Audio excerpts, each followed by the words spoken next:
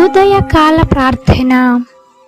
ఈరోజు దేవుడు మనకు అనుగ్రహించు దేవుని వాగ్దానము, నేను నీకు జ్ఞానము బోధించెదను. యోబు గ్రంథము 33వ అధ్యాయము 33వ వచనము. ఈ లోకంలో ఉన్న జ్ఞానము కంటే అత్యధికమైనటువంటి జ్ఞానము, పైనుండి వచ్చే జ్ఞానము అనగా పరలోక రాజ్యము నుండి వచ్చినటువంటి జ్ఞానము, అది దేవుని యొక్క జ్ఞానము. ఈ లోకంలో ఉన్నది ఎంతగానో స్వార్థమైనటువంటి జ్ఞానము. అయితే పైనుండి వచ్చే జ్ఞానము అది పవిత్రమైనదిను ఎటువంటి కలంకము లేకుండా స్వార్థపూరితమై కాకుండా నిస్వార్థమైనది ఆయన జ్ఞానము. దేవుని యొక్క జ్ఞానము మనం పొందుకున్నప్పుడు ప్రతి ఒక్క చోటను, ప్రతి ఒక్క ప్రదేశంలోనూ మనము జ్ఞానము కలిగి నడుచుకుంటాము.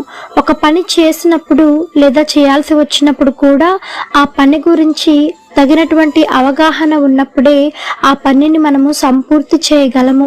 అదే విధముగా బైబిల్ యొక్క జ్ఞానము కూడా అంతే. మనం సత్యాన్ని తెలుసుకోవాలి అంటే దేవుని యొక్క జ్ఞానాన్ని మనము పొందుకున్న వారమై ఉండాలి. ఇంకా మనం లోతుగా వెళ్తే మన నోటిని మనము ఎంతో జ్ఞానంతో కాచుకోవాలి. మన ఎదుటివారు ఎంతగా మనల్ని విసిగించినప్పటికీ, ఎదుటివారు ఎంతగా మనల్ని చీకటిలోకి ప్రేరేపించినప్పటికీ మన నోటితో మనం దురుసు మాటలు మాట్లాడకుండా, ఎదుటివారికి నొప్పి కలిగించే మాటలు మనం మాట్లాడకుండా మన నాలుకను, నోటిని, పెదవులను జాగ్రత్తగా కాచుకోవటమే సరి అయినటువంటి జ్ఞానము. ఆ జ్ఞానాన్ని ఎప్పుడైతే కలిగి ఉంటామో, ఒకరు మూర్ఖులు మాట్లాడినట్టు మాట్లాడకుండా మనము జ్ఞానము కలిగి ఎప్పుడైతే నడుచుకుంటామో అట్టి జ్ఞానము ద్వారా మనం ఎంతగానో ఆశీర్వాదాన్ని పొందుకుంటాం. అందుకని ఈ యొక్క బైబిల్ వాక్యం చెప్తుంది, నువ్వు మౌనంగా నుండు, ఎక్కడెళ్ళినా సరే నేను నీకు జ్ఞానాన్ని బోధిస్తాను అని దేవుడు అంటున్నాడు.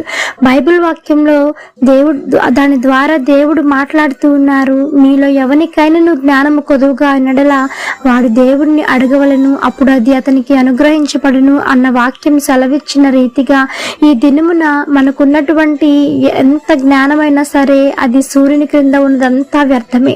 అయితే మనకు కావాల్సింది పైనుండి వచ్చే జ్ఞానము, పవిత్రమైనటువంటి జ్ఞానం మనం పొందుకున్నప్పుడు ప్రతి ఒక్క చోట ఎక్కడికి వెళ్ళినా కూడాను, ఏ పని చేసినా కూడాను దానిలో మనము విజయాన్ని పొందుకుంటాము. ఆమేన్. ఈ యొక్క వాగ్దానము ప్రతి ఒక్కరి జీవితంలో నెరవేరాలని కోరుకుంటూ అందరం కలిసి ప్రార్థన చేద్దాం.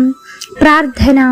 మమ్మల్ని మిక్కిలిగా ప్రేమించిన మా ప్రియ పరలోకపు తండ్రి, మీ ఘనమైన పాదములకు వేలాది వందనములు, స్తుతి స్తోత్రం చెల్లిస్తున్నాం దేవా. ఆశ్చర్యకరుడవు, ఆలోచనకర్తవు, జీవాధిపతి, మీకు వందనములు తండ్రి. పరిశుద్ధుడు పరిశుద్ధుడు పరిశుద్ధుడు అని నిత్యము సకల దూతల చేత కొనియాడబడుచున్న యేసయ్య, మీ బంగారు పాదములకు వెలకట్టలేని వందనములు చెల్లిస్తున్నాము తండ్రి.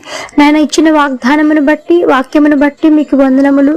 విత్తినటువంటి వాక్యము ప్రతి ఒక్కరి హృదయములలో తండ్రి నూరంతలుగా ఫలించి అభివృద్ధి పొందుకోవడానికి దేవా సహాయం చేయమని వేడుకుంటున్నాము దేవా. మీ కృపలో భద్రం చేయండి తండ్రి. యోబు నాయన ఎన్ని శ్రమలు వచ్చినప్పటికీ నాయన తన నోటిని కాచుకున్నాడు, ఎదురు తిరిగి మరలా మాట్లాడకుండా నాయన కోల్పోయేదంతా మరలా పొందుకున్నాడు తండ్రి. అట్టి జ్ఞానమును మేము కూడా పొందుకునేలాగున దేవా, సంఘములోను సమాజములోను మౌనముగా ఉండులాగున దేవా సహాయం చేయండి తండ్రి. అట్టి జ్ఞానమును, పరలోకములో నుండి వచ్చే జ్ఞానమును, పవిత్రమైనటువంటి జ్ఞానమును ప్రతి ఒక్కరికి మీరు అందించి నాయన నూతనమైన జీవితాలను మీరు ప్రసాదించమని వేడుకుంటున్నాము తండ్రి. నాయన ఈ దినమంతా మీ కాపుదల కింద భద్రం చేయండి నాయన. చేసిన పనుల్లో మీరు తోడై నడిపించి దీవించి ఆశీర్వదించండి దేవా తండ్రి. ఎంతమంది నన్ను ఉద్యోగం లేకుండా బాధపడుతూ ఉన్నారు, తగినటువంటి ఉద్యోగం అందించమని సహాయం చేయమని వేడుకుంటున్నాం దేవా.